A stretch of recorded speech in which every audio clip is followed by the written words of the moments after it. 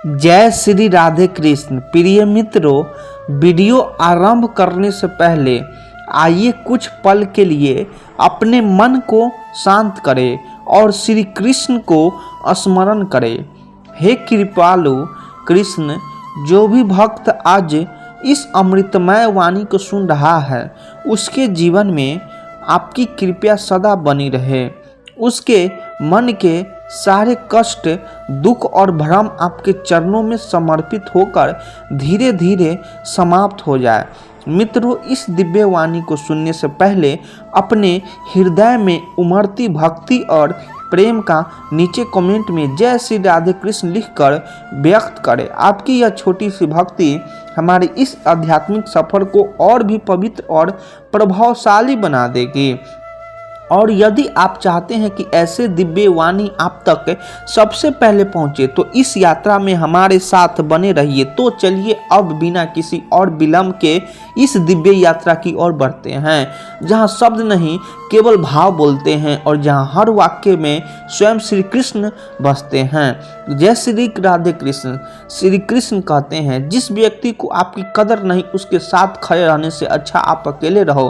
अहंकार तब उत्पन्न होता है जब हम भूल जाते हैं कि प्रशंसा हमारी नहीं, हमारे गुणों की हो रही है। श्री कृष्ण ने कहा है, अगर तुम किसी ने दुखी किया है तो बुरा मत मानना। लोग उसी पर पत्थर मारते हैं जिस पर ज़्यादा मीठे फल होते हैं। सेहत के लिए योग और किसी की जरूरत पर सहयोग, दोनों से ही जीवन बदलता है। जो होगा वो अच्छा हुआ, जो हो रहा है वो अच्छा हो रहा है, जो लोग होगा वो भी अच्छा ही होगा। तुम भूत का पश्चाताप न करो, भविष्य की चिंता न करो। वर्तमान चल रहा है, व्यक्ति जो चाहे बन सकता है यदि विश्वास के साथ इच्छित वस्तु पर लगातार चिंतन करो। यह सच बात है कि भूल करके इंसान कुछ सीखता है, परंतु इसका यह मतलब नहीं कि वह जीवन भर भूल कर रहता है और हम सीख रहे हैं।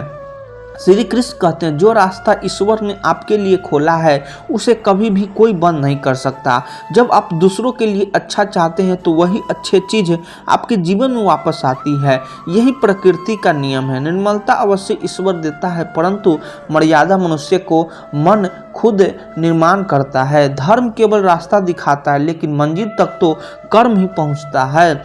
सदैव संदेह करने वाला व्यक्ति के लिए प्रसन्नता न इस लोक में है ना ही कहीं और है। इंसान के परिचय का शुरुआत भले ही उसके चेहरे से होती होगी, लेकिन उसकी संपूर्ण पहचान तो वाणी से होती है। जिंदगी में कभी भी अपने किसी हुनर पर घमंड मत करना, क्योंकि पत्थर जब पानी में गिरता है तो अपने ही वजन से डूब जाता है। रिश्तों में नियमित दूरियां रिश्तों को जोड़ती है और अनियमित दूरियां और रिश्तों को तोड़ती है। यदि कोई व्यक्ति प्रेम से, भक्ति से पुष्प, फल, जल भी मुझ पर चढ़ा दे तो उसी भाव से उसे स्वीकार करता हूँ। वह मेरा प्रिय भक्त होता है। कर्म का धर्म से अधिक महत्व है, क्योंकि धर्म करके भगवान से भगवान पड़ता है, पर कर्म करने पर भगवान स्वयं फल देता है। कर्म का फल व्यक्ति को उसी तरह ढूंढ लेता है जैसे कोई बछड़ा सैकड़ों गायों के बीच अपनी मां को ढूंढ लेता है। किसी को अपने कर्तव्य से मुख नहीं मोड़ना चाहिए। जो है उसे इसमें हार भी दिखाई देती हो। कलम तभी साफ और अच्छा लिखी जाती है जब वह थोड़ा झुक कर चलती है। वही हाल जिंदगी इंसान है। ऐसे तो जिंदगी में बहुत से मिल जाते हैं, आपको अपना कहने वाले रिश्ता उन्हीं में रखिए, उनसे अपनेपन का एहसास। निंदा रस, इससे बचना चाहिए, यह बहुत हानिकारक। इससे छवि और प्रतिभा दोनों नष्ट हो जाता है। यहाँ तक कि मित्र भी शत्रु बन जाते हैं। अगर किसी बच्चे को उपहार न दिया जाए तो वह कुछ देर रोएगा, मगर संस्कार दिए जाए तो जीवन भर रोएगा। मनुष्य को हमेशा मौका नहीं ढूंढना चाहिए, क्योंकि जो आज है वही सबसे अच्छा मौका है। कोई कितना भी कड़वा बोले, अपने आप को शांत रखें, क्योंकि धूप कितने भी तेज क्यों न हो समुद्र को नहीं सुखा सकती। हौसला रखकर जीवन में मुश्किलों को पार कीजिए, क्योंकि बाज भी तो बारिश के समय बादलों के ऊपर उड़ता है। वक्त से लड़कर जो नसीब बदल दे इंसान, वही जो अपने तकदीर बदल दे। कल क्या होगा कभी ना सोचो, क्या पता कल वक्त खुद अपनी तस्वीर ही बदल दे। प्रेम का एक ऐसा अनुभव जो मनुष्य को कभी हारने नहीं देता, और घृणा एक ऐसा अनुभव जो इंसान को कभी जीतने नहीं देता। आपकी ज़िंदगी बहुत ही अनमोल और सुंदर है, इसे फालतू और बेकार बातों में नहीं गवाएं। वह हाथ हमेशा पवित्र होते हैं जो प्रार्थना करने से अधिक किसी की सेवा और सहायता के लिए उठते हैं। मेहनत वह सुनहरी चाबी है जो बंद भविष्य के दरवाजे भी खोल देते हैं। श्री कृष्ण कहते हैं, परिवर्तन संसार का नियम है। आज जो तुम्हारे पास है कल शायद ना रहे। जो तुम्हें छोड़ गया वह तुम्हारा कभी था ही नहीं, और जो तकदीर ने तुम्हें छीन लिया उसी के पीछे छुपा है तुम्हारा सबसे बड़ा सबका। श्री कृष्ण कहते हैं, सोचो जरा, अगर रत्थु ना बदले तो जीवन का स्वाद कैसा होगा। अगर रात न ढले तो सुबह का उजाला कौन देख पाएगा। अगर दुख न आए तो सुख का मूल्य कौन समझ पाएगा। यही तो रहस्य है। तुम्हें रोकने वाला भी तुम्हें आगे बढ़ाने के लिए आया है। तुम्हें गिराने वाली परिस्थिति ही तुम्हारी उठने का सबसे बड़ा कारण बनती है। स्मरण रखना, बदलाव जब चोट करता है तभी आत्मा जागती है। श्री कृष्ण कहते हैं, संसार का खेल सीधा नहीं, उलझनों से भरा है। कभी हंसाता है, कभी रुलाता है, पर एक चीज कभी नहीं बदलती, और वह है परिवर्तन का वादा। तो अगर आज तुम्हारा समय अंधकारमय है तो विश्वास रखो, अगली घड़ी तुम्हें चौंकाने वाली है। परिवर्तन ही वह चाबी है जो बंद दरवाजे खोलती है। जीत भी फीकी लगती है यदि कोई तुम्हारे साथ खड़ा होकर तुम्हें गले न लगाए, तो ताज भी बोझ लगती है और हार भी सुंदर हो जाती है। यदि वह व्यक्ति तुम्हारे साथ आंसू पोंछने खड़ा हो, सफलता का मोल पदक से नहीं बल्कि उन आंखों से तय होता है जो तुम्हारी खुशी में चमकती है। लेकिन सत्य हमेशा ताज पसी नहीं करता। लोकप्रियता का शोर अक्सर झूठ की तालियों में डूबा होता है। इसीलिए कभी भी उस सच्चाई का दामन मत छोड़ना जो भले अकेली लग पर भीतर से तुम्हें अडिंग बनाती है। इस दुनिया में कुछ भी असंभव नहीं। असंभव सिर्फ वही कहता है जिसने कोशिश करना छोड़ दिया हो। जब आत्मा पूरी निष्ठा से अपने सपनों को पकड़ने की जिद करती है तो ब्रह्मांड स्वयं उसके कदमों के नीचे बिछ जाता है, और फिर वही भीड़ जो गिराने को खड़ी होती है एक दिन तालियां बजाकर रास्ता बनाती है। वे पत्थर के दिल को भी पिघला देता है। श्री कृष्ण कहते हैं, जब गुनाह करने का मन करे बस 4 बातें याद रखना। भगवान देख रहा है, फरिश्ते लिख रहे हैं, मौत तय है और वापसी का टिकट पहले से जेब में है। याद रखना, यह सफ़र बिना वापसी का है तो कदम सोच समझकर बढ़ाओ। जहाँ दोस्त काम न आए वह तन्हाई किस काम की। जहाँ रिश्ते जोड़ न पाए वह खुदाई किस काम की। जहाँ अपने ही नज़र न आए वह ऊंचाई किस काम की। जिंदगी से हर कदम पर समझौता क्यों किया जाए। जीने का शौक है पर इतना भी नहीं कि हर सांस मरमर कर जी जाए। जिंदगी जब जलेबी की तरह उलझ जाए तो क्यों न उसे चाशनी में डुबाकर हंसते हंसते खाया जाए। क्योंकि हकीकत यह है, समस्याएं जितनी उलझी हो हास्य और धैर्य से उतनी ही आसान हो जाती है। अपनी अच्छाइयों को सिद्ध मत करो, समय खुद तुम्हारी कीमत बताएगा। जैसे सोना अपनी चमक से ही साबित होता है, वैसे ही इंसान अपनी नियत और कर्मों से पहचान जाता है। याद रखो, ज़रूरत से ज़्यादा आराम और हद से ज़्यादा प्रेम इंसान को अपाहिज बना देते हैं। सहारे इंसान को खोखला करते हैं और उम्मीदें इंसान को कमज़ोर। इसीलिए अपनी ताकत के बल पर जीना शुरू करो, क्योंकि तुम्हारा सबसे बड़ा साथ ही तुम्हारा खुद का आत्मबल है। मन खुश हो तो एक बूंद भी समंदर लगती है, मन दुखी हो तो पूरा समंदर भी राई के दाने से छोटा लगता है। खुशी मन की हालात है, परिस्थिति की नहीं। एक मिट्टी का दिया सारी रात अंधेरे से लड़ता है तो तू तो सृष्टिकर्ता की संतान है, फिर तू किस बात से डरता है। अंधकार कभी अस्थायी नहीं होता, रोशनी का दिया एक चिंगारी से ही जल उठता है। विश्वास अगर हो तो मौन भी समझा जाता है, और अगर विश्वास ना हो तो हर शब्द भी गलत भी समझ जाता है। विश्वास ही संबंधों की आत्मा है। यहाँ विश्वास टूटे वहाँ रिश्ते केवल बोझ बन जाते हैं। कौवा कभी किसी का धन नहीं चुराता, फिर भी प्रिय नहीं होता। कोयल धन नहीं देती, फिर भी सबकी प्रिय होती है। फर्क सिर्फ मीठी बोली का होता है। शब्दों का जादू हर दिल को जीत लेता है। यही हमारी फितरत है। हमें मोहब्बत न मिले तो सब्र नहीं आता, और मिल जाए तो कद्र नहीं करते। मानव स्वभाव बड़ा अजीब है। जिसे पाना मुश्किल हो उसे पाने की जिद होती है, और जो आसानी से मिल जाए उसकी अहमियत भूल जाती है। श्री कृष्ण कहते हैं, जीवन एक रहस्य है जिसे शब्दों से नहीं, अनुभव से समझा जाता है। हर अनुभव हमें एक नया अध्याय सिखाता है। हर अध्याय में एक दर्द छिपा होता है, हर दर्द में एक सबक, और हर सबक में एक नई शक्ति। यह किताब जीवन है और हम इसके विद्यार्थी। कुछ पाठ आसान लगते हैं, कुछ इतने कठिन कि आंसुओं में लिखने पड़ते हैं, मगर सच यह है कि यह किताब कभी पूरी नहीं होती। यह सिर्फ आखिरी सांस पर बंद होती है।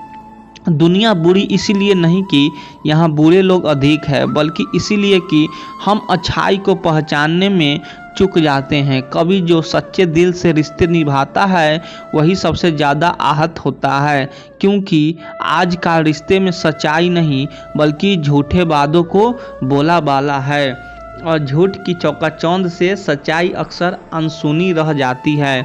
राजनीति सिर्फ सत्ता में नहीं होती बल्कि रिश्तों में भी होती है। जहाँ मुस्कानें निकली होती, जहाँ शब्द केवल दिखावे होती है, और जहाँ अपनापन सिर्फ जरूरत तक सीमित होता है। जब अपने ही पराये हो जाते हैं तो दूसरों की मान्यता का कोई मूल्य नहीं रह जाता। सबसे महत्वपूर्ण है आत्म स्वीकृति। जो स्वयं को पहचान लेता है वह दूसरों की अस्वीकृति से कभी डिगता नहीं। जब बात आत्मसम्मान, अधिकार और चरित्र की हो तो मौन रहना कायरता है। जो अपने आत्मसम्मान की रक्षा नहीं कर सकता वह इस संसार में कभी वास्तविक प्रतिष्ठा अर्जित नहीं कर सकता। सम्मान कभी भी भीख में नहीं मिलता, यह अर्जित करता पड़ता है। संकट के समय ही स्पष्ट होता है कौन सच्चा और कौन सिर्फ दिखावे का साथी। कुछ चेहरे उस वक्त नकाब उतार देते हैं जब तकलीफ सामने खड़ी होती है, और वहीं से हमें सीख मिलती है कि भीड़ में खड़े हर इंसान को अपना नहीं कहा जा सकता। कुछ दर्द ऐसे होते हैं जो जीने नहीं देते, और कुछ जिम्मेदारियां ऐसी होती है जो मरने नहीं देते। यही जीवन का असली द्वंद्व है। कर्तव्य हमें बांधता है और पीड़ा हमें भीतर से तोड़ती है। फिर भी हमें चलना पड़ता है, क्योंकि रुकना विकल्प नहीं है। सब्र कमजोरी नहीं है, सब्र वह शक्ति है जो हर किसी में नहीं पाई जाती। सब्र वही रखा जाता है जिसके भीतर ज्वालामुखी हो और बाहर से वह शांत समुद्र लगे। श्री कृष्ण कहते हैं, माँ का प्यार और उसकी सीख जल्दी समझ में आ जाती है। माँ हमें हर परिस्थिति से लड़ना सिखाती है, लेकिन पिता का योगदान अक्सर उनके जाने के बाद समझ आता है। पिता सिखाते हैं निर्णयों के साथ खड़ा रहना। उनका तरीका कठोर हो सकता है, पर उनका हर निर्णय भलाई के लिए होता है। माता पिता पर विश्वास उतना ही रखना चाहिए जितना बीमार होने पर दवाइयाँ पर रखते हैं, क्योंकि उनकी नीयत दवा जैसी होती है, कभी कड़वी कभी सख्त, लेकिन हमेशा उपचार करने वाली। धर्म चाहे कोई भी हो, अंत में हिसाब कर्मों का होगा, मजहब का नहीं, क्योंकि ईश्वर केवल यह देखता है कि इंसान कितना इंसान रहा। जीवन की लड़ाई हमें खुद ही लड़नी पड़ती है। यहाँ लोग साथ कम देते हैं और ज्ञान ज़्यादा। सच्चा साथी वही है जहाँ बिना शब्दों के भी सहारा महसूस हो, बाकी सब शोर है। रिश्ते और रास्ते तब तक सही नहीं लगते जब तक ठोकरें हमें गिराकर हमारी सही जगह नहीं दिखा देती। हर गिरना हमें यह समझाता है कि जीवन में सिर्फ 4 कंधे ही काफ़ी है अर्थी को उठाने के लिए। फिर क्यों हम भीड़ के पीछे भागें, क्यों हम उन लोगों से ज़्यादा उम्मीद करें जो हमारे लिए कभी खड़े ही नहीं होने वाले। रिश्ता केवल उन्हीं से रखें जो इज्जत और सम्मान देना जानते हैं। भीड़ बढ़ाने से आत्मा नहीं भरती, भीड़ केवल शोर देती है, सहारा नहीं। जो नाम कमाने की हिम्मत नहीं रखते उन्हें ही बदनामी का डर सताता है। श्री कृष्ण ने कहा है, जो तुम्हारे अस्तित्व का मूल्य नहीं जानते उन्हें छोड़ देना ही उचित है, क्योंकि जो तुम्हें पहचानना ही नहीं उसके साथ सफर व्यर्थ। घमंड किस बात का, जब आकाश में चमकते सितारे भी एक दिन फीके पड़ जाते हैं, जब वट वृक्ष भी मिट्टी में मिल जाता है, तो इंसान किस पर घमंड करे। जिस शरीर पर हम गर्व करते हैं वह भी समय की धूल में बिखर जाता है। केवल विनम्रता और सादगी ही वास्तविक शक्ति है। दिखावा बाहर तक सीमित है, लेकिन सादगी आत्मा तक पहुंचती है। जो आत्मा को छू जाए वही असली सुंदरता है। समय दिया करो अपने रिश्तों को, क्योंकि रिश्ते समय मांगते हैं, बहाने नहीं। ताजमहल लोगों ने देखा है पर मुमताज नहीं। याद रखो, दोस्ती हो या प्यार, पासवर्ड एक ही है, विश्वास। श्री कृष्ण कहते हैं, अगर वह तुम्हें याद नहीं करते तो तुम याद कर लो। रिश्ते निभाते वक्त मुकाबला नहीं किया जाता। शायद एक ही दिन हम सब केवल एक सोच में खो जाएंगे, वह मुझे याद नहीं करता तो मैं क्यों करूं। लेकिन सच तो यह है, रिश्ते हिसाब से नहीं एहसास से चलते हैं। आधी अधूरी बातें मन पर बोझ होती है। किसी से कह दो या किसी को सुन लो, क्योंकि जब सोच में सोच आती है तो हर रिश्ते में खरोच आ जाती है। उम्र से बड़े तब बनते हैं हम जब इज्जत हमें प्यार से ज़्यादा प्यार लगने लगे। मन तो सबके पास होता है, लेकिन मनोबल कुछ ही लोग में होता है। जुबान का वजन बहुत हल्का है, पर उसे संभाल पाना हर किसी के बस की बात नहीं। किरदार की बात होती है, वरना कद में तो साया भी इंसान से बड़ा होता है। कुछ गलतियां को माफ़ करना भी कई बार सबसे बड़ी गलती होती है। अगर कोई बार बार कील बनकर चुभे तो एक बार हथौड़ा बनकर ठोक देना ही सबसे सही उपाय है। क्योंकि धैर्य का अर्थ वह नहीं कि तुम चोट सहते रहो, बल्कि यह है कि तुम सही वक्त पर सही प्रहार करो। बुलंदियों को पाने की ख्वाहिश तो बहुत थी, पर दूसरों को रद्द करने का हुनर कहाँ से लाते। यह दुनिया ताली बजाना जानती है, पर हाथ पकड़ना भूल जाती है। यहाँ लोग दर्द बांटने नहीं आते, यहाँ लोग तो मौसम की तरह बदलते हैं। रुख हवा का देखकर लोगों सही समय का इंतजार करते करते अपने पूरी जिंदगी गंवा देते हैं। लेकिन सच्चाई यही है कि समय कभी नहीं होती, समय को सही बनाना पड़ता है। जब सामने वाला गुस्से में हो तो चुप रहो, क्योंकि गुस्से की आग को शांत करने के लिए पानी की नहीं धैर्य की जरूरत होती है। वह थोड़ी देर बाद खुद ही थम जाएगा।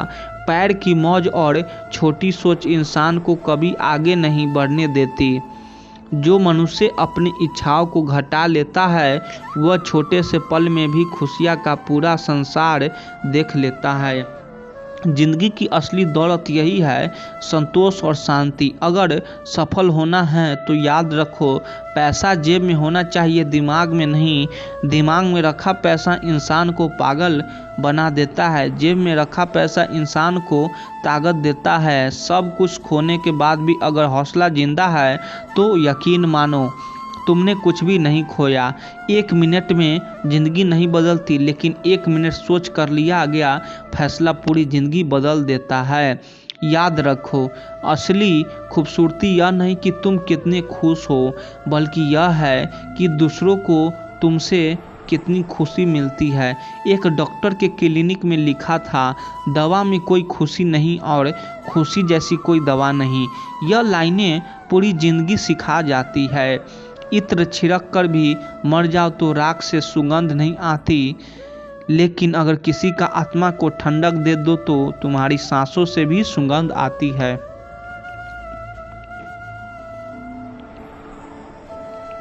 जीवन में महत्वपूर्ण यह नहीं कि तुम्हारी उम्र कितनी है, बल्कि यह है कि तुमने अपनी उम्र की गरिमा को कितना समझा है। क्योंकि वर्षों का बोझ कोई पहचान नहीं देता, अनुभव और परिपक्व की इंसान का असली परिचय है। हमारी खामोशी को कभी हमारा अहंकार मत समझो। हमने जीवन में इतनी ठोकरें खाई है कि अब दिल ने चुप रहना सिखा लिया। और सच कहूँ, कभी कभी खामोशी वह जवाब होती है जो सबसे गहरा घाव दे देती है। जीवन में अपना और पराया समझना मुश्किल नहीं, जो तुम्हारी भावनाओं को समझ वही अपना है, जो उनसे खेल वही पराया है। रिश्ते खून से नहीं समझ से निभाए जाते हैं।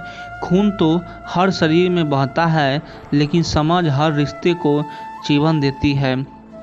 कड़वे लोग संकट में काम आते हैं, जबकि शक्कर जैसे मीठे लोग अक्सर धोखा दे जाते हैं। क्योंकि चीनी की मिठास जल्दी घुल जाती है, लेकिन नियम की कड़वाहट दवा बनकर जीवन बचा जाती है। हर कोई मीठे बोल सकता है, लेकिन सच्चे कर्म करने वाले बहुत कम होते हैं। यही कारण है कि शब्दों से ज़्यादा नियत तो परखो। दुनिया में हर कोई दोहरी भूमिका निभा रहा है। कोई पूरी तरह अच्छा होता है और कोई पूरी तरह बुरा भी नहीं। रात भर गहरी नींद आना आसान नहीं होता, इसके लिए दिन भर ईमानदारी से जीना पड़ता है। कभी कभी जीवन में ऐसा समय आता है जब इंसान टूटता नहीं है, बस भीतर से चुप हो जाता है। वह चुप्पी बाहर से दिखाई नहीं देती है, लेकिन अंदर बहुत गहरी होती है। उस चुप्पी में आंसू भी शोर नहीं करते और दर्द शब्द मांगना छोड़ देता है। मन भारी रहता है, पर यह समझ में नहीं आता है कि बोझ किस बात का है। इंसान सामान्य दिखता है, मुस्कुराने से कोशिश भी करता है, लेकिन भीतर कुछ लगातार दबाता चला जाता है। वह समय ऐसा होता है जब आप किसी से शिकायत भी नहीं कर पाते, क्योंकि आपका खुद नहीं पता होता है कि तकलीफ है तो है किस बात की है। ना कोई एक कारण होता है, ना कोई एक नाम, बस एक अजीब सी बेचैनी होती है जो दिन के उजाले में भी पीछा नहीं छोड़ती और रात की खामोशी में और गहरी हो जाती है। समझाने के लिए शब्द नहीं होते और चुप रहने के अलावा कोई रास्ता भी नहीं बचता। तब इंसान मंदिर जाता है, दिया जलाता है, आंखें बंद करता है। बाहर की आवाज़ें धीरे धीरे दूर होने लगती है और भीतर की आवाज़ें सामने आ जाती है। उस पल मन में कोई बड़ी प्रार्थना नहीं होती, कोई लंबी मांग नहीं होती। भीतर से बस इतना ही निकलता है, वे भगवान अब आप ही समझो। जैसे इंसान खुद भी हार मान चुका है और अपनी उलझन भगवान के हाथों से सौंप देना चाहता हो, लेकिन उसके बाद भी किसी आवाज़ नहीं आता, ना कोई संकेत मिलता, ना कोई सपना दिखता, ना कोई साफ रास्ता नजर आता है। वही सन्नाटा बना रहता है जो दिल के अंदर गूंजता रहता है और उसी सन्नाटे में मन सवाल करने लगता है, क्या भगवान भी अब मेरी बात नहीं सुनते? क्या मेरी प्रार्थना में कोई कमी रह गई, या फिर क्या मैं इतना बुरा इंसान हूँ कि मेरी पुकार भी अनसुनी हो गई? मित्रों, यही से जन्म लेती है सबसे गहरी पीड़ा। भगवान की चुप्पी यह वह दर्द है जो दिखाई नहीं देता, लेकिन इंसान को भीतर तक हिला देता है। पर आज हमें इसी चुप्पी को समझना है, क्योंकि श्री कृष्ण चुप साधारण चुप्पी नहीं होती। वह चुप्पी इंसान को तोड़ने के लिए नहीं होती, बल्कि उसे भीतर से गढ़ने के लिए होती है। वही चुप्पी धीरे धीरे इंसान को मजबूत बनाता है, उसे समझा देता है और उसे उसके जीवन के लिए, अगले सत्य के लिए तैयार करती है। हम इंसान एक चीज़ के आदी हो चुके हैं, तुरंत जवाब। मैसेज किया तो सीन चाहिए, मेहनत तो परिणाम चाहिए और प्रार्थना की तो तुरंत समाधान चाहिए। हमें लगता है कि हर सवाल का जवाब अभी और यही मिल जाना चाहिए, वरना बेचैनी बढ़ने लगती है। यह आदत हमें धैर्य नहीं सिखाती, बल्कि हर चीज़ को तुरंत पाने की अपेक्षा करना सिखा देती है। लेकिन भगवान इस संसार के सबसे धैर्यवान शिक्षक है। एक शिक्षक को याद कीजिए जो परीक्षा के समय छात्र के सवालों का जवाब नहीं देता। क्या वह निर्दयी होता है? नहीं, वह जानता है कि अगर आज उत्तर बता दिया तो सीख कभी नहीं होगी। परीक्षा का उद्देश्य उत्तर देना नहीं बल्कि छात्र का समझ को परखना होता है। ठीक उसी तरह भगवान की चुप्पी भी एक परीक्षा होती है जिसमें उत्तर बाहर से नहीं भीतर से निकलना होता है। भगवान की यह चुप यह दिखाने के लिए होती है कि अब तुम क्या करोगे, अब तुम कितने मजबूत हो और तब तुम खुद को कितना समझते हो। अगर भगवान हर बार बोल दे, हर बार रास्ता दिखा दे तो इंसान धीरे धीरे सोचने की क्षमता खो देगा। फिर वह हर निर्णय के लिए किसी और पर निर्भर हो जाएगा और अपने भीतर झांकना भी भूल जाएगा। जब जीवन में पहली बार भगवान चुप रहते हैं तो इंसान इसे किसी तरह सहन कर लेता है, लेकिन जब बार बार भगवान चुप रहते हैं तो इंसान टूटने लगता है। तब मन में सवाल उठते हैं, मैं तो रोज प्रार्थना करता हूँ, मैं तो किसी का बुरा नहीं चाहता हूँ, मैं तो अब बस एक रास्ता मांग रहा हूँ, फिर भी कोई उत्तर क्यों न आता। इसी उलझन में भीतर एक बहुत खतरनाक विचार जन्म लेता है कि शायद भगवान मुझे अनदेखा कर रहे हैं। लेकिन क्या सच में ऐसा होता है? अगर भगवान अनदेखा करते हैं तो यह सृष्टि चल ही नहीं सकती। यह संसार भगवान की कृपा से ही नहीं, उनके निरंतर जागरूकता से चलता है। भगवान कभी भी हमें देखना बंद नहीं करते। हाँ, वे बोलना बंद कर सकते हैं और यहीं पर हम भ्रमित हो जाते हैं। हम इंसान बोलने को लेते हैं, बोलना बंद करते हैं। हमें लगता है कि अब सामने वाला हमारे साथ नहीं है, जबकि जीवन के सबसे सच्चे रिश्ते सबसे ज़्यादा बोलते नहीं बल्कि सबसे ज़्यादा समझते हैं। एक माँ को देखिए, जब बच्चा बहुत छोटा होता है तो माँ हर छोटी बात पर तुरंत प्रतिक्रिया देती है। बच्चा गिरा तो माँ दौड़ी, बच्चा रोया तो माँ ने उसे गोद में लिया। लेकिन जैसे जैसे बच्चा बड़ा होता है माँ हर बार दौड़कर नहीं आती, वह दूर से देखती है पर नजरें हटाती नहीं। क्या इसका मतलब यह है कि माँ का प्रेम कम हो गया है? नहीं, उसका प्रेम अब बच्चे को मजबूत बनाना चाहता है, उसे अपने पैरों पर खड़ा करना चाहता है। भगवान की चुप्पी भी बिल्कुल ऐसा ही होता है। वह दूरी होती है बल्कि एक गहरी तैयारी होती है जिसमें इंसान धीरे धीरे अपने भीतर की ताकत को पहचानना सीखता है। जब हम जीवन में छोटे होते हैं तब हर मोड़ पर हमें संकेत मिल जाते हैं, क्या करना है क्या नहीं करना है, कोई ना कोई हमें बता देता है। लेकिन जैसे जैसे हम आगे बढ़ते हैं भगवान हमें स्वयं निर्णय लेने की क्षमता देना चाहते हैं। हम चाहते हैं कि भगवान हर कदम पर हमें बता दे कि यह सही है और यह गलत है। लेकिन अगर भगवान हर समय बोलते रहें तो इंसान धीरे धीरे सोचने की शक्ति खो देगा। इसलिए भगवान की चुप हमें सोचने का अवसर देती है। यह चुप हमें मजबूर करती है कि हम अपने भीतर भीतर उतरना सबसे कठिन यात्रा होती है। यही कारण है कि जब भगवान चुप होते हैं तब मन सबसे ज्यादा बेचैन हो जाता है। मुश्किल समय में धैर्य रखना हमारे जीवन का एक महत्वपूर्ण हिस्सा है।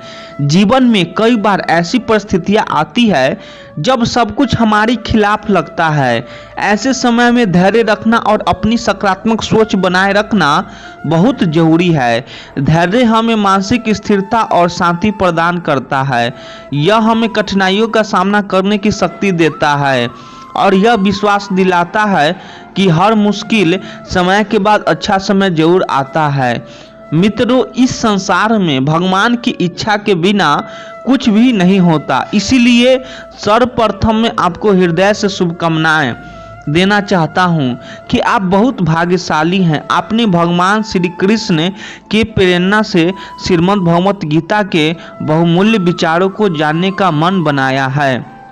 मुझे पूरा विश्वास है कि इस विचार को पढ़ने और समझने के बाद यह आपके जीवन में सकारात्मक परिवर्तन लाएगा। जो कोई भी श्रीमद् भगवत गीता की शरण में आकर भगवान श्री कृष्ण द्वारा बताई गई बातों को अपने जीवन में अपनाता है वह अपने सभी दुखों और कष्टों से मुक्त होकर अपने जीवन में सफलता और आनंद को प्राप्त करता है। दोस्तों, आपको जिंदगी में जो कुछ भी चाहिए या आपकी जो भी समस्या है, आप श्रीमद् भगवत गीता के यह अनमोल वचन ठीक से सुनकर और समझकर जीवन में उतार लीजिए। आपकी हर इच्छा पूरी होगी, हर मुश्किल आसान होगी और आपका हर दुख दूर होगा। इसलिए आज हम आपके लिए भगवान श्री कृष्ण द्वारा दिए गए 60 अनमोल वचन लेकर आए हैं, ताकि यह आपके वर्तमान और भविष्य के सभी दुखों और कष्टों का निवारण करने में आपकी मदद कर सके। गीता का यह ज्ञान अमृत से भरा है, जो इंसान के मरे हुए मन और जीवन में एक नई जान डाल देता है। मैं गारंटी के साथ यह बात कह सकता हूँ कि जो कोई भी इंसान आप वचनों का पूरा ध्यान से और वीडियो के अंत तक सुनेगा, उसे अपनी हर समस्या का समाधान मिल जाएगा। उसे वह सब कुछ मिल जाएगा जो वह पाना चाहते हैं। इसलिए इस वीडियो में एक भी विचार को मिस न करें और इस वीडियो को पूरा अंत तक देखें। तो चलिए शुरू करते हैं। श्रीमद् भगवत गीता का पहला अनमोल वचन यह है कि जहां आपके लिए प्रेम और इज्जत नहीं है, वहां कभी मत जाइए। महाभारत का युद्ध शुरू होने से पहले श्री कृष्ण हस्तिनापुर गए थे पांडवों की तरफ से शांति प्रस्ताव लेकर। तब शकुनी ने दुर्योधन से कहा था कि यह कृष्ण बड़ा मायावी है, अगर यह हमारे पक्ष में आ जाए तो समझ लो पांडव हार ही गए। तो इसकी सेवा करो, इसे अपने घर आने का निमंत्रण भेजो और इसे खुश करो।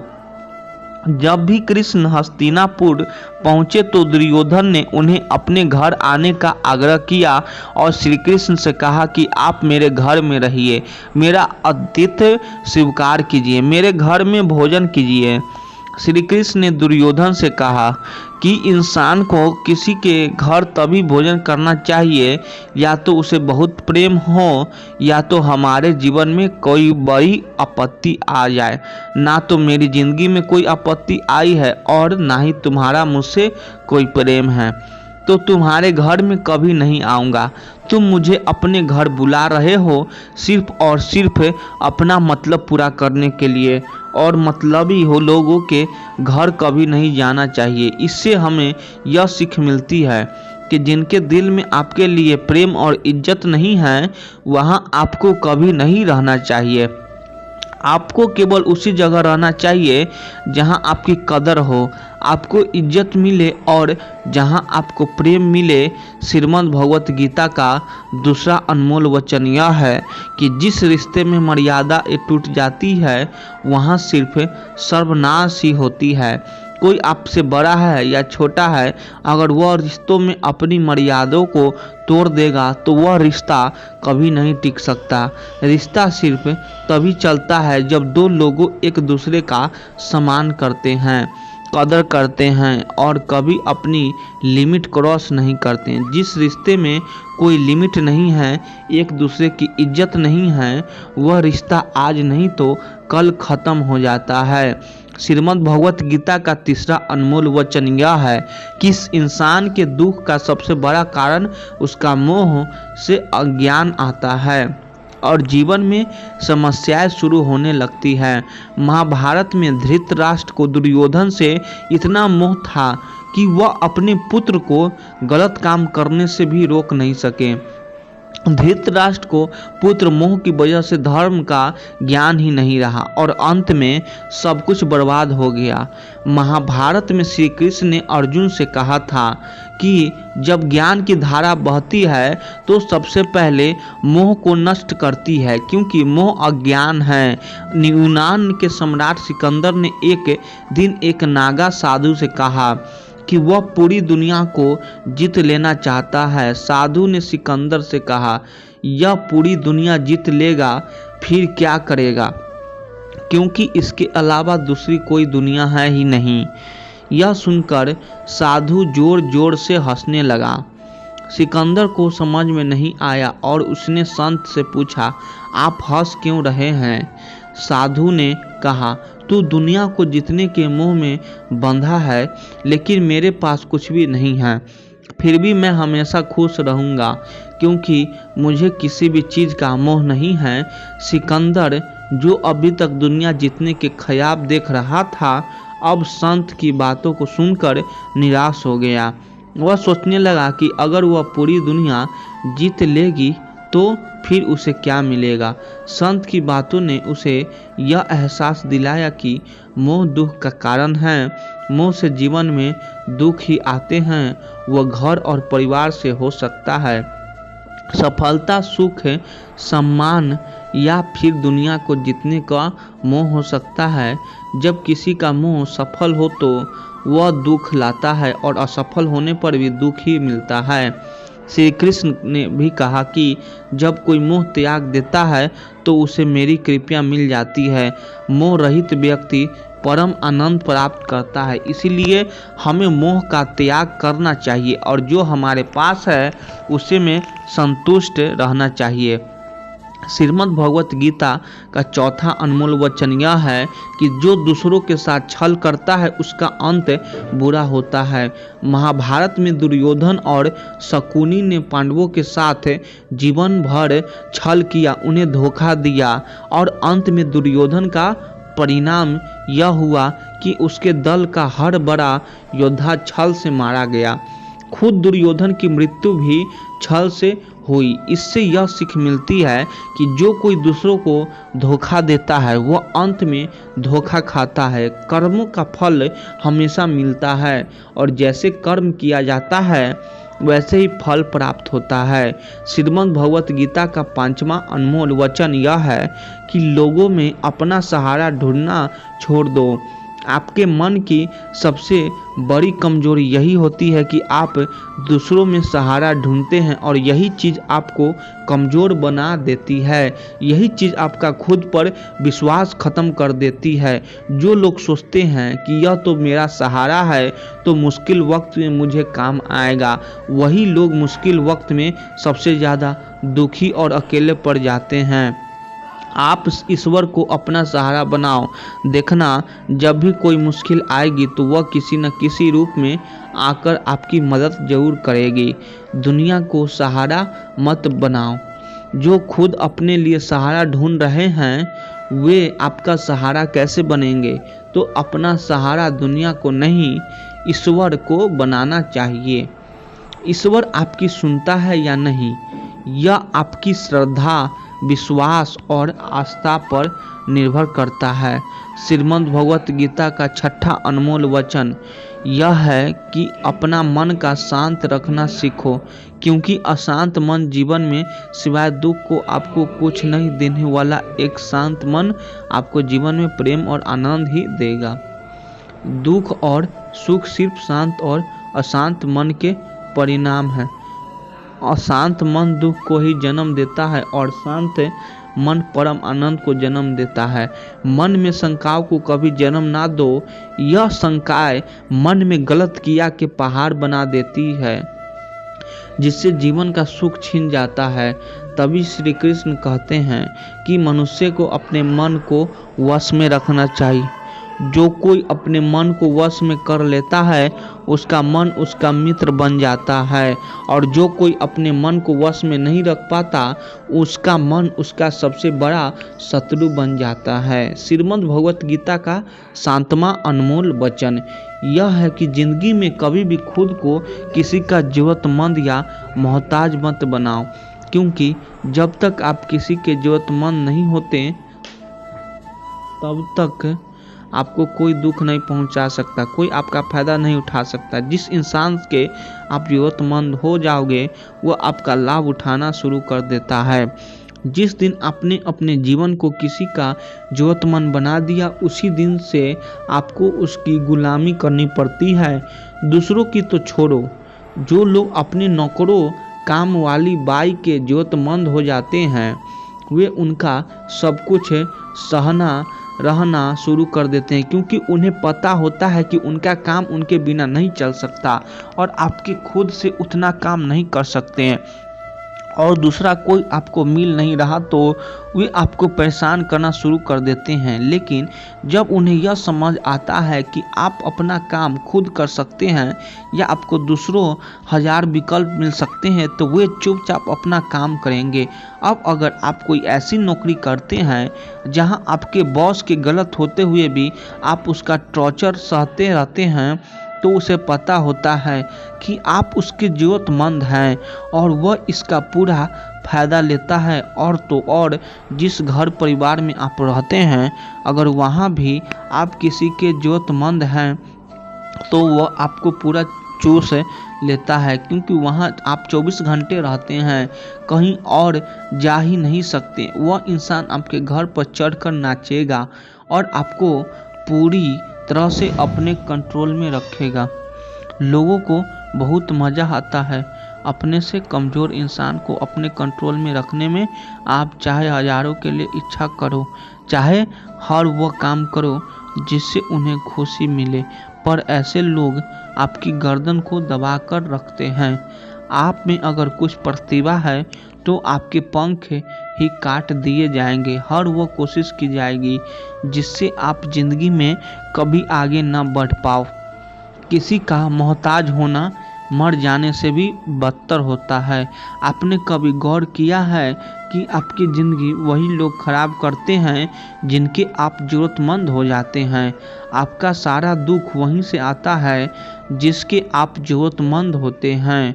ज़रूरतमंदी सिर्फ शरीर या काम की नहीं होती, सबसे बड़ी ज़रूरतमंदी तो मन की होती है कि ज़िंदगी में कोई हमें चाहिए, हमें संभालने के लिए, नहीं तो हम खुश नहीं रह पाते। अकेलेपन लोगों से झेला नहीं जाता। फिर कई बार आप ऐसे लोगों से जुड़ जाते हैं जो आपकी इस मन की ज़रूरतमंदी का पूरा फ़ायदा उठाते हैं। आप उनसे रिश्ता इसीलिए जोड़ते हैं ताकि आपकी ज़िंदगी में थोड़ी खुशी आए, और वे लोग आपको खून के आंसू रुलाते हैं, आपकी पूरी ज़िंदगी नर्क बना देते हैं। याद रखना एक बात है, माँ बाप के अलावा ऐसा दुनिया में आज तक कोई पैदा नहीं हुआ है कि आप जिसके ज़रूरतमंद बने और वो आपका फ़ायदा न उठाए। इसीलिए ज़िंदगी में कभी भी खुद को किसी का ज़रूरतमंद या मोहताज मत बनाना। श्रीमद् भगवत गीता का 8वां अनमोल वचन यह है कि अपनी खुशी और अपना दुख हर किसी के आगे जाहिर नहीं करना चाहिए, क्योंकि लोग आपकी खुशी पर नज़र लगा देते हैं और आपके दुख में आपकी हंसी उड़ाने लगते हैं। आपकी खुशी से कोई खुश नहीं होता, लोगों को जलन होती है। इसीलिए कहा जाता है कि हर वक्त आंसू आंख मिलाया करो, हर जख्म सबको दिखाया ना करो। यहाँ लोग हाथ में नमक लिए फिरते हैं, इसीलिए अपने हर दर्द सबको दिखाया ना करो। लोग तो बैठे ही हैं दुखी इंसान को और दुखी करने के लिए, और जो खुश हैं उसे तकलीफ पहुंचाने के लिए। अपने मन की हालात अपने तक ही रखो, सिर्फ उसे बताओ जो उसे समझने की समझ रखता है। दोस्तों, इससे पहले कि हम नमाज पर जाएं, आपसे विनती है कि अगर आपको इस वीडियो से कुछ भी सीखने को मिल रहा है तो इस वीडियो को लाइक कर दीजिए, और अगर आप इस चैनल पर पहली बार आए हैं तो चैनल को सब्सक्राइब कर लीजिए। तो चलिए आगे बढ़ते हैं। श्रीमद् भगवत गीता का 9वां अनमोल वचन यह है कि जीवन में जो कुछ भी होता है वह अंततः अच्छे के लिए होता है, चाहे वह वर्तमान हो, भविष्य हो या अतीत हो। हालांकि यह शिक्षा सुनने में सरल लगती है, लेकिन इसे समझना और स्वीकार करना बहुत कठिन होता है, खासकर जब जीवन में किसी प्रकार का दुख, कष्ट या अन्याय हमारे सामने खड़ा होता है। उस समय हमें पूरी दुनिया ही गलत और मतलब लगने लगती है, और यह विश्वास करना कठिन हो जाता है कि जो हो रहा है वह हमारे भले के लिए हो रहा है। जब जीवन में किसी अपने से हम चोट पहुंचते हैं या हमारे साथ कुछ अनुचित होता है तो हमें लगता है कि हमारी दुनिया टूट गई है, परंतु सच यह है कि यही कष्ट हमें और भी अधिक मजबूत और लायक बनाती है। यह कठिनाइयाँ हमें जीवन के सत्य से रूबरू कराती है और हमें यह दिखाती है कि कौन हमारा सच्चा मित्र है और कौन नहीं। यह स्थिति उस बच्चे की तरह होती है जिसे उसका माँ कड़वी दवाई पिलाती है। बच्चे को वह दवाई बिल्कुल पसंद नहीं आती, लेकिन वही दवा उसकी बीमारी को ख़त्म करती है। ठीक वैसे ही जीवन के कठिन अनुभव हमें विकसित करते हैं, भले ही उस वक्त वह अनुभव करवा क्यों न ले। वास्तव में हम उसी को सच मानकर जीते हैं। जितना हमारी समझ है और जितना हमें दिखाया गया या बताया गया है, लेकिन सच्चाई तब तक पूरी तरह समझ में नहीं आती जब तक खुद उस दुख से नहीं गुजरते। यह शिक्षा हमें यह समझाने में मदद करती है कि जीवन की हर घटना, चाहे वो सुखद हो या दुखद, किसी न किसी उद्देश्य के साथ आती है और उस उद्देश्य को समझने के लिए हमें धैर्य और विश्वास बनाए रखना चाहिए। श्रीमद् भगवत गीता का 11वां अनमोल वचन यह है कि मनुष्य के जीवन में 3 मुख्य अवस्थाएं होती है, बचपन, जवानी और बुढ़ापा। इसके बाद शरीर समाप्त हो जाता है, लेकिन आत्मा अमर रहती है और पुनः जन्म लेती है। जब तक मनुष्य अपने मन की इच्छाओं और वासनाओं से मुक्त नहीं हो जाता, तब तक आत्मा को मोक्ष नहीं मिलता और उसका पूर्ण जन्म होता रहता है। जीवन में इच्छाएं और वासना जितनी अधिक होगी, खुशियाँ उतनी ही कम होती जाएगी। यदि आप जीवन में खुश नहीं हैं, तो इसका कारण आपकी मन में भरी इच्छाएं और वासना हंसना तभी सच्ची खुशी पा सकता है जब वो अपनी इच्छाओं को नियंत्रित करना सीख लेता है। इसे एक सरल गणितीय उदाहरण से समझा जा सकता है। मान लीजिए कि आपके जीवन में 100 खुशियाँ हैं और 10 इच्छाएं, तो आपकी खुशी 90 पर रह जाती है। अगर आपकी 50 इच्छाएं, तो आपकी खुशियाँ आधी हो जाती है और अगर आपकी 100 इच्छाएं हैं, तो आपकी खुशी शून्य हो जाती है। जब इच्छा की संख्या 100 से भी अधिक हो जाती है, तो आपकी खुशी नकारात्मक हो जाती है, यानी आपकी खुशियाँ दुख में बदलने लगती है। इस शिक्षा का सार यह है कि जितनी आप अपनी इच्छाओं को कम करेंगे, उतनी ही आपकी खुशियाँ बढ़ेगी और अगर आप अपनी इच्छाओं को बढ़ाते रहेंगे, तो दुख अपने आप आपके जीवन में प्रवेश कर जाएगा। इसीलिए खुश रहना है तो इच्छाओं को कम करना सीखिए और अपने मन को नियंत्रित करके सच्ची संतोष प्राप्त कीजिए। श्रीमद् भगवत गीता का 12वां अनमोल वचन यह है कि जिंदगी में धोखा अपने ही देते हैं, क्योंकि उनको आपकी कमजोरियां का पता होता है। बाहर वाला आपको धोखा नहीं दे सकता, क्योंकि उसके आपके बारे में पता ही नहीं है कि आपको चोट कहाँ पहुँचा है। लेकिन जो आपका अपना है, आपका खास है, उसे बहुत गहराइयों से पता होता है कि आपकी कमजोरी क्या है। ऐसा क्या करें कि जिससे इसको पहुंचाया जा सके, जिससे इसको हम नीचा दिखा सकते हैं, इससे चोट पहुंचा सकते हैं।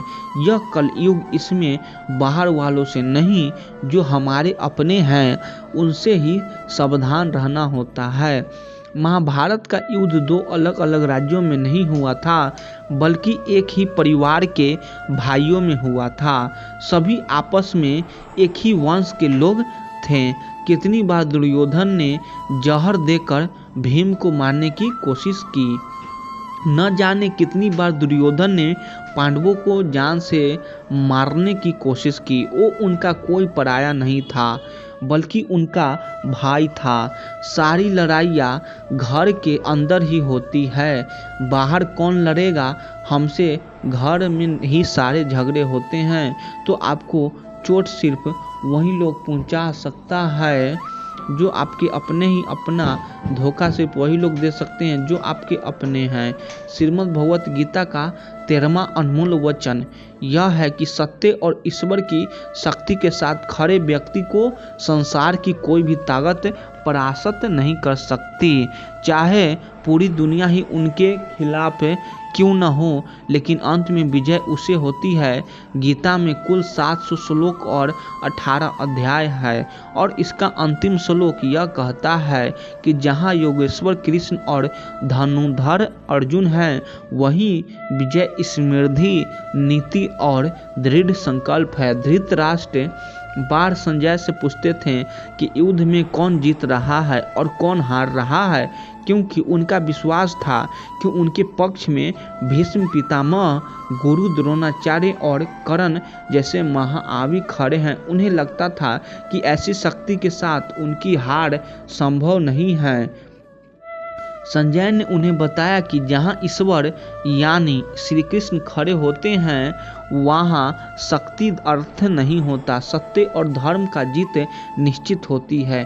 चाहे किसी के पास कितनी भी शक्ति क्यों ना हो, यदि ईश्वर और सत्य किसी के साथ खड़े हैं तो उसे पराजित करना असंभव है। श्रीमद् भगवत गीता का 14वां अनमोल वचन यह है कि कभी मत सोचिए कि आत्मा के लिए कुछ भी असंभव है। ऐसा सोचना सबसे बड़ा अधर्म है।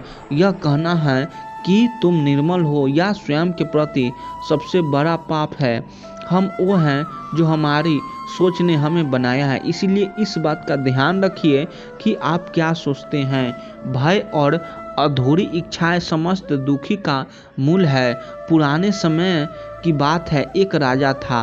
एक दिन उसके गुप्तचरों ने सूचना दी कि पड़ोसी राज्यों में हम पर हमला करने वाला है। गुप्तचरों ने बताया कि खबर एकदम पक्की है, सिर्फ 3 दिनों के भीतर पड़ोसी राज्य अपनी विशाल सेना के साथ हम पर हमला कर देगा और उनकी सेना इतनी बड़ी है कि उनका सामना करना बहुत मुश्किल है। राजा बेहद चिंतित हो गया, परेशान हो गया।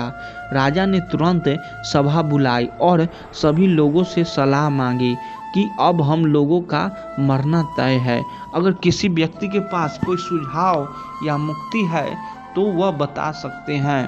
राजा के एक चतुर मंत्री ने कहा, अब जब जान पर बात आ गई है तो इसका एकमात्र उपाय है कि हमें आज ही अभी इसी वक्त ही पड़ोसी राज्य पर हमला कर देना चाहिए।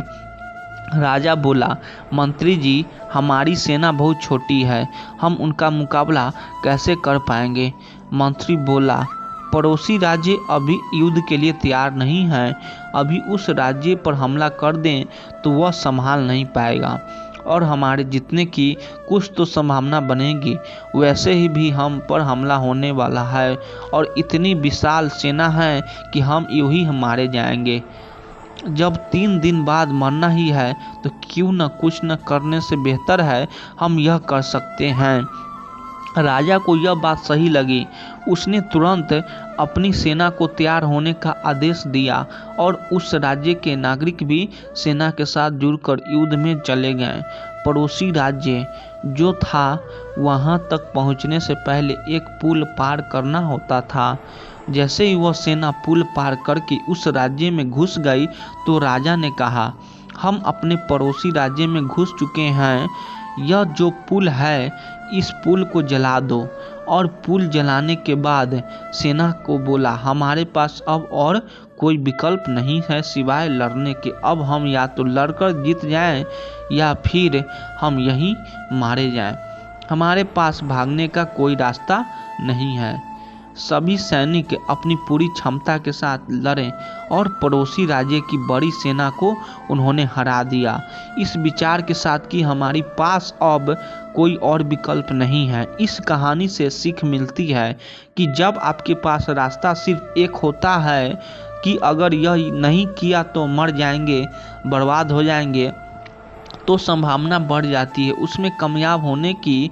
इसीलिए ऐसा कभी मत सोचिए कि आत्मा के लिए कुछ भी असंभव है। अगर हम जीवन लगाकर दृढ़ निश्चय के साथ किसी कार्य को करते हैं तो हमें सफलता अवश्य मिलती है।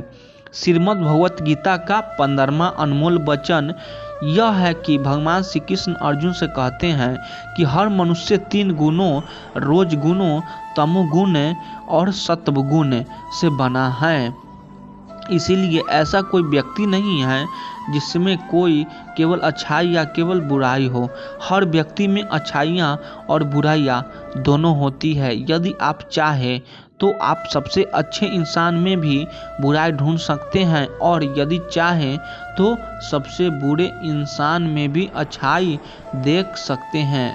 इसीलिए यदि आपको लगता है कि आपके भीतर कुछ कमियां हैं और इसी कारण आप जीवन में आगे नहीं बढ़ पा रहे हैं तो यही आपकी सबसे गलत फैमिली है। साथ ही लोगों की बातों पर ध्यान देने की जरूरत नहीं है, क्योंकि आजकल अधिकतर लोग ऐसा दृष्टिकोण से दूसरों को देखते हैं जहां उन्हें दूसरों की केवल बुराइयां नजर आती है और अपनी केवल अच्छाइयां अगर कोई आपकी आलोचना करता है तो उसकी चिंता मत करें।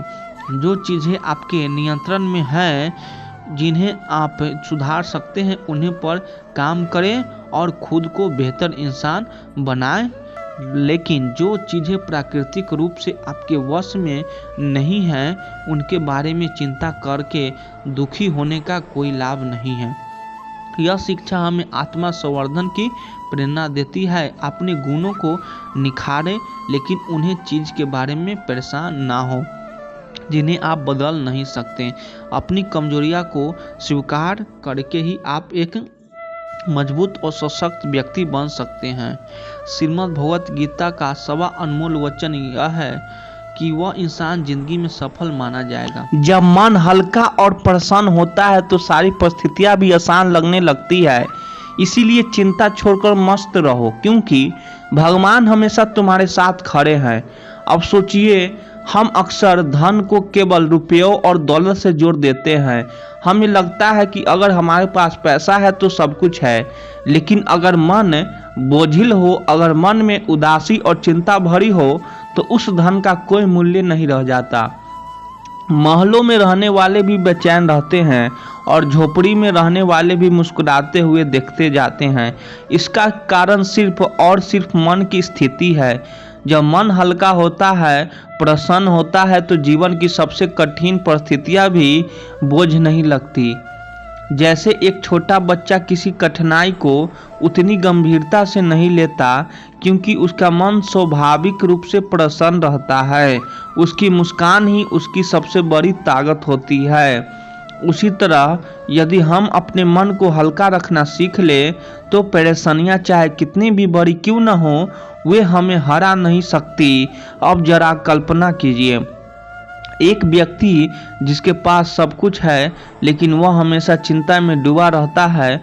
वह भविष्य की फिक्र करता है, अतीत की गलतियां में उलझा रहता है। उसकी आंखों में नींद नहीं है, चेहरे पर मुस्कान नहीं है। ऐसे में उसका धन, उसका वैभव, उसकी प्रतिष्ठा किसी काम की नहीं।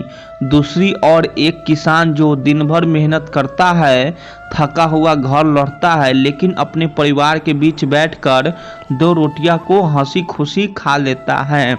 उसका मन हल्का है, वह चैन की नींद सोता है। यही है वास्तविक सुख है। इस उपदेश में श्री कृष्ण हमें यही समझा रहे हैं कि धन बाहर नहीं बल्कि भीतर है, और यह धन है हमारा आनंदित मन। यह ऐसा खजाना है जो ना कभी चुराया जा सकता है, ना ही घटाया जा सकता है। अगर हम अपने मन को सकारात्मक बना ले, उसे हल्का रखना सीख ले, तो हर परिस्थिति हमारे लिए आसान बन जाती है। हमारे जीवन की ज़्यादातर परेशानियां बाहर से नहीं, बल्कि हमारे मन की कल्पनाओं और डर से पैदा होती है। हम सोचते रहते हैं, क्या होगा अगर यह बिगड़ गया, क्या होगा अगर मैं असफल हो गया। यह क्या होगा ही हमारी खुशी छीन लेती है। लेकिन जब हमें यह विश्वास होता है कि भगवान हमारे साथ है, तब मन को डरने की जरूरत ही नहीं रहती। सोचिए, अगर कोई बच्चा अपने पिता को हाथ पकड़े हुए चल रहा है तो उसे सड़क पार करते समय डर नहीं लगता, क्योंकि उसे पता है कि पिता साथ है। उसी तरह अगर हमें यह गहरा विश्वास हो कि भगवान हमारे साथ खड़े हैं, तो फिर जीवन की किसी भी परिस्थिति में हमें चिंता करने की जरूरत नहीं। मस्त रहने का अर्थ यह नहीं कि जीवन की जिम्मेदारियों से भाग जाओ। इसका अर्थ यह है कि उन जिम्मेदारियों को भी प्रसन्न होकर निभाओ। जब मन हल्का होता है तो वही काम बोझ नहीं लगता। जैसे अगर हम कोई काम गाते बजाते रहते हैं तो थकान भी कम लगती है, लेकिन अगर वही काम उदासी और तनाव में करें तो हमें 2 गुना थकान महसूस होती है। यही वजह है कि श्री कृष्ण बार बार कहते हैं, चिंता मत करो, कर्म करो और विश्वास रखो। परिणाम तो भगवान के हाथ में है। जब हमें यह भरोसा हो जाता है कि कोई सर्वशक्तिमान शक्ति हमें देख रही है, हमारा ध्यान रख रही है, तो फिर डर और चिंता के लिए जगह ही नहीं बचती। इसी उपदेश को अपने जीवन में उतारने का सरल तरीका, यही है कि हर सुबह उठकर सबसे पहले खुद से कहो, आज मैं मस्त रहूँगा, चाहे जो चाहे हो, मैं चिंता को अपने मन पर हावी नहीं होने दूंगा। जब यह आदत बन जाएगी तो जीवन की कठिनाइयाँ भी आपको डरावनी नहीं लगेगी। यह समझ लीजिए, वास्तविक अमीरी वही है जिसमें आपका मन हल्का और आनंदित है, और ऐसा तभी संभव है जब आप चिंता छोड़कर प्रसन्न रहना सीख लें, क्योंकि भगवान हमेशा आपके साथ खड़े हैं। श्री कृष्ण कहते हैं, जैसे अंधकार सूर्य के सामने टिक नहीं सकता, वैसे ही तुम्हारे जीवन की परेशानियां उस समय टिक नहीं सकती जब तुम्हारे हृदय में विश्वास का दीपक जल रहा हो। यह उपदेश बहुत गहराई लिए हुए है।